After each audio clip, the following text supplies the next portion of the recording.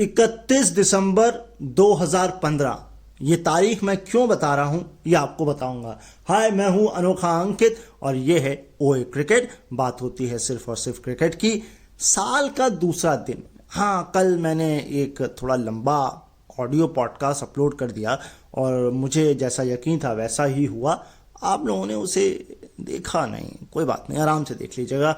लेकिन आपके काम की चीज़ है। साल 2024 के जितने भी खिलाड़ी जिस भी टीम के हों, जितने भी रन बनाए हों, वो पूरी लिस्ट उसमें है। तो किसी के मुंह पे मारना हो ना रन 2024 का, तो आप वो फेंक के मार सकते हो ऑडियो पॉडकास्ट। खैर, आज मैंने मैच सुना श्रीलंका वर्सेस न्यूजीलैंड। बहुत ज़्यादा लंबा एपिसोड नहीं खींचूंगा इसको, क्योंकि कुछ यूनिक पॉइंट्स मुझे नज़र आए जिस पर मुझे बात करनी है आप लोगों से केवल। तो सबसे पहला पॉइंट तो ये कि भैया न्यूजीलैंड अपने घर पर ये जो टारगेट अगर अचीव करती तो वो सबसे बड़ा टारगेट अचीव करती। क्यों? क्योंकि साल 2012 लास्ट टाइम जिम्बाब्वे के खिलाफ 202 पे 5, हाँ जी, हैमिल्टन में हाईएस्ट स्कोर चेज किया हुआ है T20 में।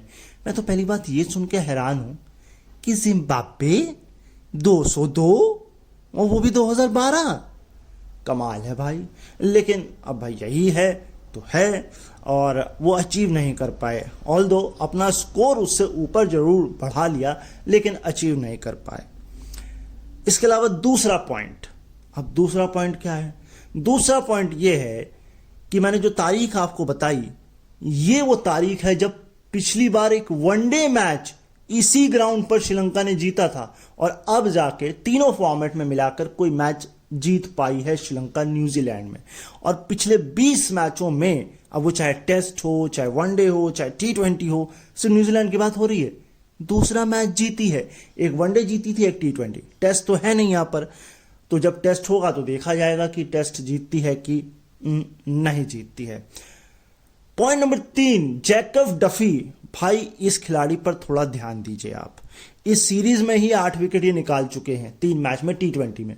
इनके घर पे प्रदर्शन तो अच्छे हैं, अंडर-6 की इनकी इकॉनमी है और 5 मैच में 13 कुछ विकेट हैं घर पे, लेकिन बाहर इतना कुछ खास है नहीं।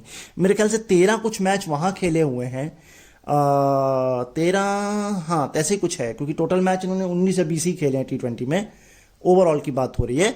और वहां पर शायद 7 या 8 विकेट हैं। तो घर पर रिकॉर्ड तो अच्छा है, जैसे केन विलियमसन का घर पर रिकॉर्ड बहुत अच्छा है। अब ठीक है, तो जेकब डफी को हम देखना चाहेंगे आने वाले समय में कि वो कैसा परफॉर्म करते हैं, घर पर नहीं, घर पे बाहर। क्योंकि मुझे लगता है शायद उन्होंने आबू धाबी में मैच खेले हुए, और मतलब यूएई में, ऑल्दो तो यूएई में तो आपको वैसे ही पता है स्लो पिचेस होती हैं। तो जेकब डफी के लिए पिच जो है, ये बाउंसी पिचेस जो थोड़ा सा इस पर स्किट होती है बॉल, ये उनको फायदा देता है। अच्छा, चरित असलंका ये कप्तान है, और भाई साहब कप्तान तो हैं लेकिन पार्ट टाइम बॉलर हैं। अच्छा, मुझे इनसे याद आया, ये वर्ल्ड कप में भी कप्तान थे क्या कि नहीं थे? क्योंकि ऐसा लगता है ये अपनी बॉलिंग के लिए इतने जाने नहीं जाते हैं। और अगर देखा जाए तो इनके 3 ही विकेट थे इससे पहले T20 में, और आज ये जो मैच हुआ इसमें जाके इन्होंने 3 विकेट निकाले, लेकिन आखिरी ओवर में पिटाई भी हो गई इनकी। हाँ, मतलब इनके शायद 3 ओवर में कितने थे, 26 रन दे थे, और उसके बाद आखिरी ओवर में पिटाई हो गई, शायद 50 तक पहुंच गए ये। तो ऐसा कुछ हुआ है इनके साथ, लेकिन ठीक है। इसके अलावा ये मैच जो है बड़ी अच्छी स्पेस से चल रहा था न्यूजीलैंड का, और मुझे तो यकीन लग रहा था कि ये जीत जाएगी, लेकिन 68 से 70, यानी कि 168 से 70 के बीच में शायद 4 विकेट, 2 रन पर 4 विकेट गंवा दिया आपने, और वहीं मैच ये फंस के रह गया। रचिन रवि ने अच्छा खेला, मुझे लगता उनका साथ किसी ने नहीं दिया। और मैं देख रहा था ग्लेन फिलिप्स आए थे शायद, और ग्लेन फिलिप्स आए तो जॉन सीना का गाना बज रहा था भाई, हैं तो भाई John Cena versus Glenn Phillips, ऐसा कुछ। इसके अलावा बैटिंग में कुशल परेरा ने अच्छी बैटिंग करी, और शायद T20 में अपने 3000 रन भी पूरे कर लिए कुशल परेरा ने। बहुत बहुत बधाई हो आपको सर।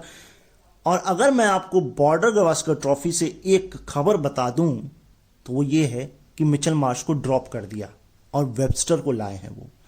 तो बस आज इतना छोटा सा ये क्रिस्प सा एपिसोड आप लोगों के लिए तैयार किया, क्योंकि बाकी सब आपको पता लग ही जाता है। ये थोड़ी सी चीज़ें होती हैं जो आप लोगों को बतानी होती है, और कभी कभी मैं ऐसा कोशिश करता हूं कि आप सिर्फ पूरा एपिसोड सुने और आपको लगे कि ये चैनल वर्थ इट है और हम इसे सब्सक्राइब कर सकते हैं। तो चैनल पर नए हो तो सब्सक्राइब कर दीजिएगा।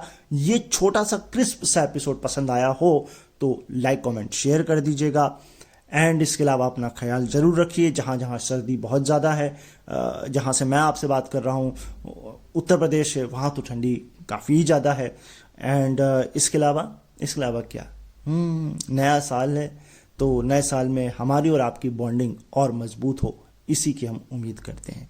तो इसी नोट के साथ कल बॉर्डर गवास्कर ट्रॉफी का डे 1 है, डे 1 और टेस्ट नंबर 5 सिडनी, और हम उम्मीद ये करेंगे कि भैया अच्छी शुरुआत हो। और हाँ, प्रेस कॉन्फ्रेंस में जो हो हल्ला काटा गया है और रोहित शर्मा ने जो बोला है भाई, मतलब अब आपको याद आ रही है 4 टेस्ट मैच खत्म हो जाने के बाद ऐसी बातें पता कब आती हैं, जब कप्तान और कोच और कप्तान खासकर बटे हुए होते हैं। 2 खेमा 2 धड़ा बटा हुआ लग रहा है, ऐसा लग रहा है। खैर, अब इससे ज़्यादा बात नहीं करेंगे इस पर, बहुत इसके लिए अलग से टॉपिक बनाना पड़ेगा। तो खैर, अभी के लिए मैं यहाँ से निकलता हूँ।